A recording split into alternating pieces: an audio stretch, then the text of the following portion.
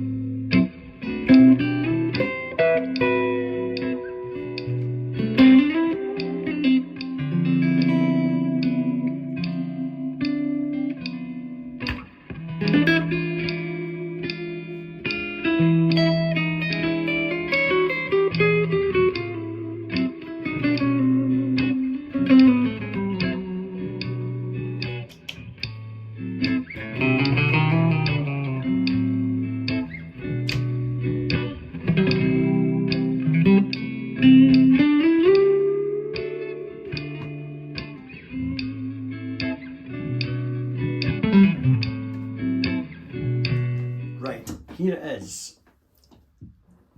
It's from Gretsch, Japan. So, top quality dogs, right? You might recall I've got my most popular video ever was my dad's must-see guitar collection. And as a follow-up to that, a couple of years later, I spent a bit more time and actually played them. So I think the video for that one's called My Dad's Must-See Guitar Collection, Let's Hear Them. And during that video, I played all these guitars, but I you can actually see me bonding with this particular guitar on screen, and it's this particular Gretsch. It had a boing, this thick string here, boing, and it just sounds in my mind what a Gretsch should sound like. And the single coils, for me, I preferred them to the Gretsch that I played after that, which was a similar top quality Gretsch, but I had the Filtertrons, the humbuckers, and I preferred the articulate nature of these Dynasonics. So, Paul, tell people what this is.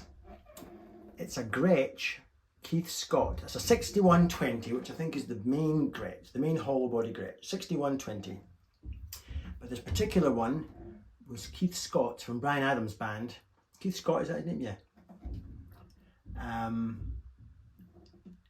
His signature model. The story goes that he got the signature, he's got his guitar. I didn't particularly bond with it, and he put humbuckers in it. Fair enough. I love it. It's getting on a wee bit now. The tarnishing on the Bigsby. It's beautiful condition, or mint condition really, other than my new fingerprints on it. Grover machine heads, just a gorgeous thing. So I really bonded with that guitar on the video, and it's been in my head ever since. And I just wanted to go out the other day for a coffee with my dad on Father's Day, and I said, can I get a wee shot of your Gretsch? And he said, just you take it away, because he knows I'll play it on this channel. So I'm incredibly grateful. Thank you so much, Father. Don't worry, the sandpaper is going to stay firmly in my little box. The guitar will remain pristine other than my fingerprints. So it's your guitar, but it'll live with me. So at this point, I feel like the luckiest boy in the world. My guitar collection is growing. The Oswald, oh yeah, I've got an email here from Post NL. That's who contacts you when your guitar is in the air or in the ship or however it comes across. We have sent your parcel to the destination country. So it's firmly on its way now. Usually what happens next is maybe any day now, I will get an email from Parcel Force saying, please pay me 100 and whatever's I don't know if it's tax, whatever, delivery, import, whatever, and I'll pay that, and then it comes. So I'd imagine my next video will be the Oswald, and I'm incredibly looking forward to that. Right, let's get into the wee guitar lesson thing, just to show you what I was doing on that little track. Here we go. Right, chords. Think of it A minor, but this note here, down 3 frets, the A note on the bottom, don't play the A string, and that note there makes it sound very, very dark. I think it's an A minor 6 if you're counting, and then up 2 frets, and repeat. When it goes to the 4 chord, instead of a D minor, I'm playing this voicing of D minor. So that note has become that note, which makes it, that'd be a 2, a D minor 2, a 2, I don't know. I don't get involved in that kind of stuff. And instead of that note, that's way down there. Just a different voicing. So a 5th on the A string, 3rd on the D, and the 5th on the G and B. You can play the open E string if you want. Change it like that. I don't know what that is. I'm barring the 3rd fret of all the thinnest strings, the 4 thinnest strings, and I'm playing the 5th on the G. It'll be some sort of voicing of D minor, so I just go from that. That's just because I like that flavour. And then when you go to the 5 chord, instead of E7, raise that up 1 fret to create that tension. Back round again. Lead wise, a lot of just playing the melody and sort of skipping around the melody, like that type of stuff.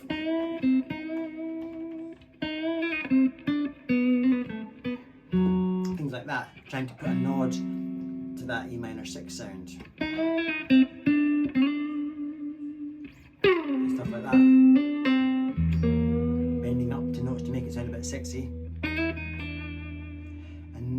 licks like this. Just kind of, I love that little, just an A minor, but its voicings of A minor. There's my A minor 6, but I like to add that note. So in my lead I was going.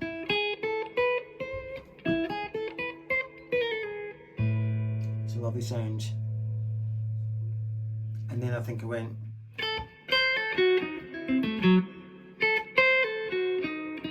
That's my little pocket that I keep talking about, my diminished little pockets. So I'm in. So pentatonic there, but now I'm going into diminished. I'm walking down on A minor, but dropping it down to the 6. Type of thing. And then up again. So starting out diminished. I love that. Then into blues.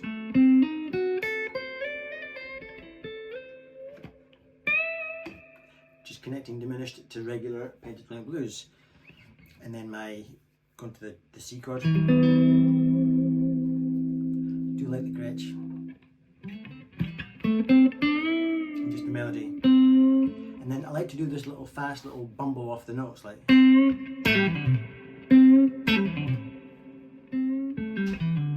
you play it kind of without this much, this starts off the lick, but then this hand goes away on holiday and leaves the left hand to do the work. And that way you get this kind of subtle tailing off. What else? Just blues. Just that lick of the diminished. I go that diminished down to the A minor 6, and then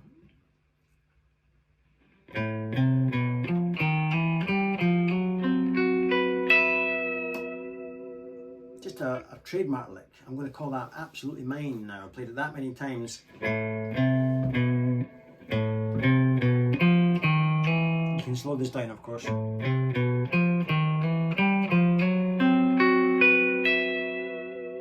No idea what it is. Sorry.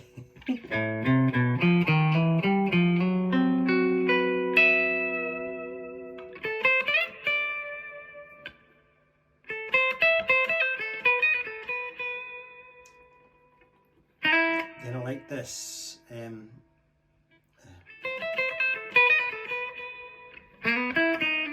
We're on E.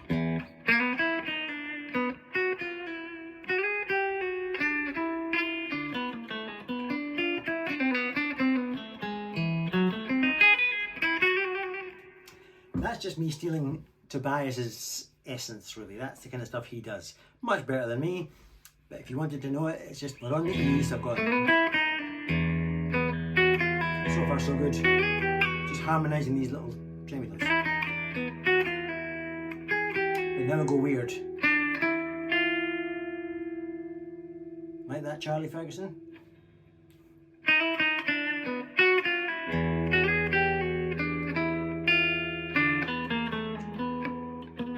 Play it cleaner.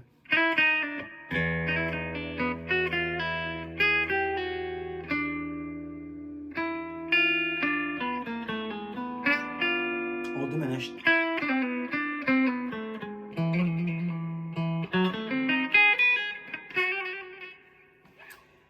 That's just ripped off, note for note, off one of the Tobias thing I got. I just love all that stuff. That's where I'm going as a guitar player. I just really love all that dissonant stuff. So slow that down if you want. It makes no sense to me, but I know where it should go. That's all I care about. I mean, that chord there, I went, that is the worst possible set of notes in the world compared to an A minor. It has no place on this earth, and yet for some reason I love that dissonant sound that it makes when you play it against that A minor. I'm insane. Then,